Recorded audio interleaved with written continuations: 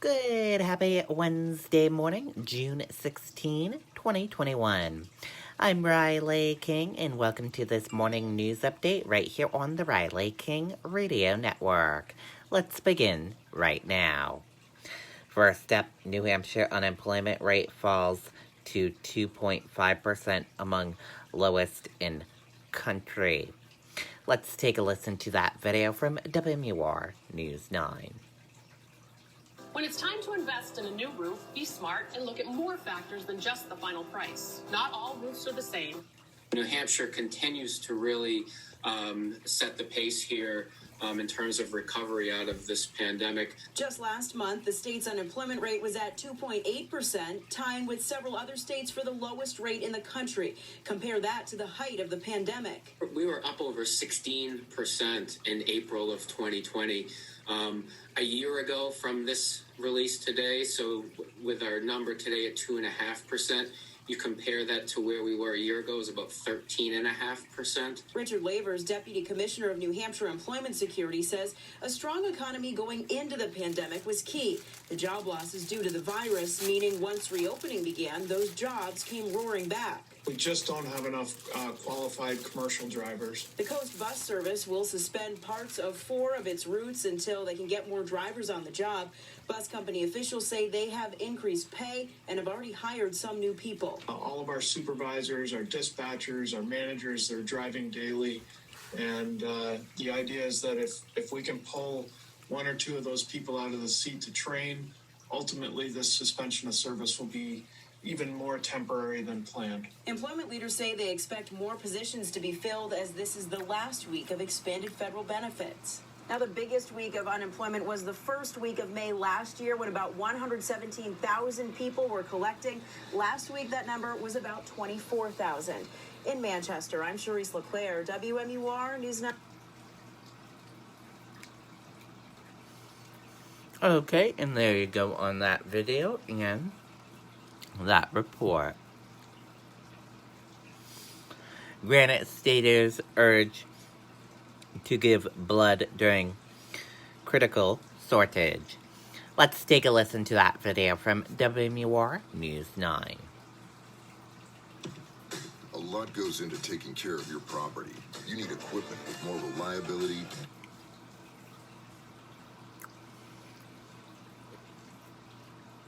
The summer months are usually a tough time for blood donations, but the Red Cross tells us this warning is coming out much earlier this year. Right now, type O, so O positive and O negative, is in high demand, as well as platelet donation. Platelets can only be collected at our fixed site location, which is in Manchester. As the number of COVID patients have come down, hospitals have seen a rise in other types of patients needing different treatments. There's a great deal of trauma cases and organ transplants as well, so that's on the rise. And that's depleting our blood supply.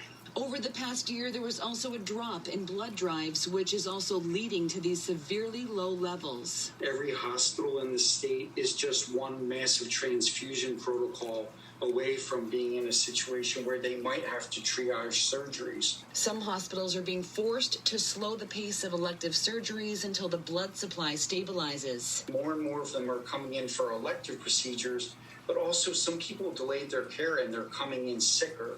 So there's a greater demand for the blood. To meet that demand here in New Hampshire, 165 pints of blood needs to be collected every day. Which, again, is just why it's so vitally important that everybody who hearing this message, makes the decision to donate a pint of blood, to do so, now and over the next several months. In the meantime, hospitals will be working together to share resources to make sure patients get what they need when and where they need it. Reporting in Manchester, Kristen Carosa, WMUR News 9. Okay, and there you go on that video and that report. North Carolina woman with ALS finishes 32nd marathon in Claremont. Let's take a listen to that video from WMUR News 9. My old roof was an asphalt roof. It was really starting to look ragged. It's an island house. I wanted it to...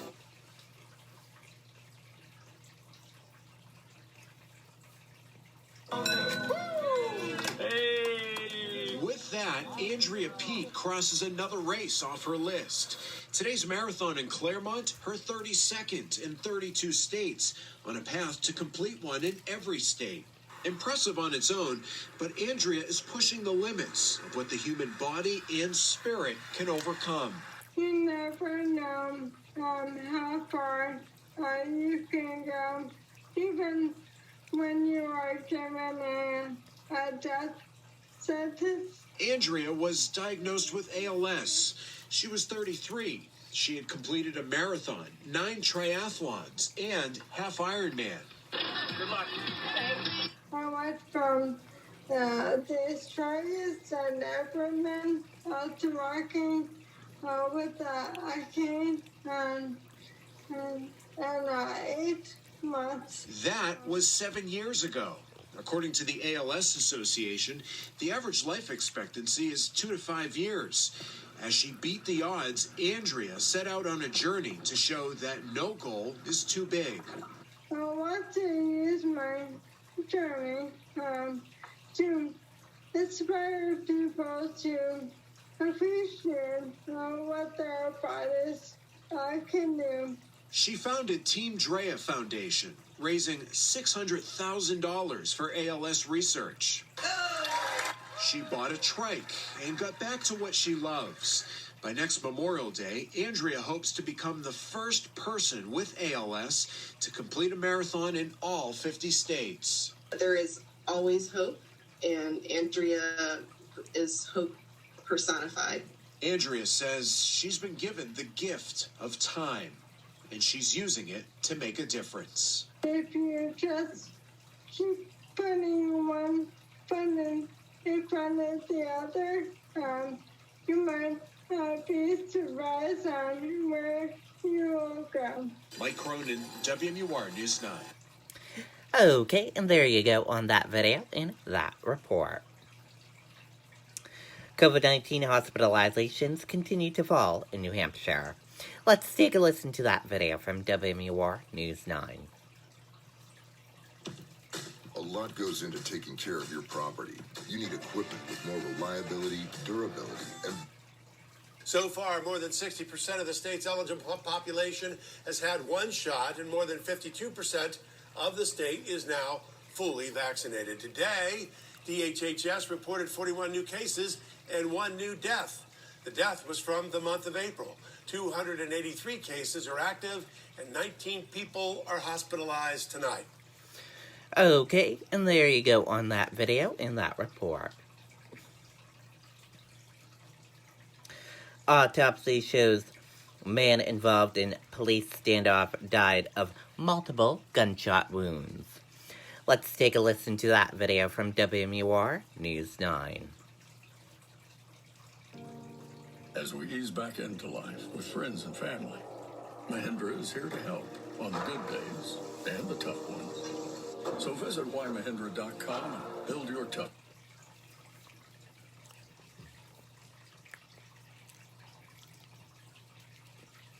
We have breaking news right now on an officer-involved shooting in Pittsfield. An autopsy shows that 52-year-old Anthony Hannon died from multiple gunshot wounds. The Attorney General also revealed just minutes ago that Hannon exchanged gunfire with 6 members of a special operations unit. Police were first called to a home on Lyford Hill Road yesterday for a domestic disturbance. That turned into a 10-hour standoff, which ended with Hannon's death. Okay, and there you go on that video and that report. State outlines how it will use hundreds of millions of dollars in education funding. Let's take a listen to that video from WMUR News 9. Their reviews? Our reviews. I'm so happy. Find out what we're all about at adamvroofing.com. American Rescue Plan has set aside $122 billion to support schools, students, and educators. The federal government says the money is to be used to help the schools safely reopen and sustain in-person learning. In April, states received access to $81 billion. The remaining $41 billion will become available following the U.S. Department of Education's approval of each state's plan. New Hampshire is set to receive $350 million. Which is a significant investment for the state of New Hampshire. Education Commissioner Frank Edelblut says the state has developed a plan that will provide some broad strokes in terms of how it will deploy funds to schools based on their needs. Regulatory-wise, we are required to invest in learning loss for students, before and after school programming, as well as summer programming for students. And when it comes to educator fatigue, the state says because of the difficult year teachers have had, many are opting out of summer programs. Edelblut says the state has partnered with Granite State College for a summer virtual classroom training program that will offer a stipend to teachers who successfully complete it. We have to refresh our students. We want to make sure that we refresh our educators as well so that they're excited to be back in the classroom with students in the fall. And now local schools have until mid-August to submit how they would like to spend this money. By the way, this is the third installment of federal funds that New Hampshire has received. The state previously received $193 million under other programs. Reporting live tonight, I'm Tim Callery, WMUR News. Okay, and there you go on that video and that report.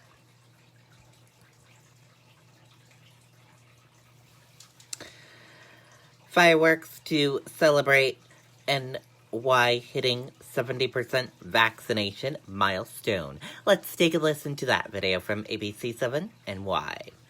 Governor Cuomo, he's promised in a few minutes we expect a major reopening announcement from Governor Cuomo. He's promised to lift most restrictions for vaccinated people once we hit the 70% vaccination threshold. And according to the CDC tracker, that day has come. Eyewitness News reporter Derek Waller live this afternoon outside One World Trade, where the governor is about to hold a news conference. Derek? Sandra Ken, as you know, when the governor's got good news, he wants to make it a big deal. He's got a big show, and so he's got a news conference in just a few minutes here at the World Trade Center, followed by a big fireworks show tonight. Fireworks will light up the sky tonight across the state of New York. The 9 p.m. show in a variety of soon-to-be-announced locations will celebrate the end of pandemic-era restrictions and serve as a salute to essential workers. Governor Cuomo previewing that celebration on Monday. It doesn't mean when we hit 70%, it's over. It means it's working. It means we're doing well.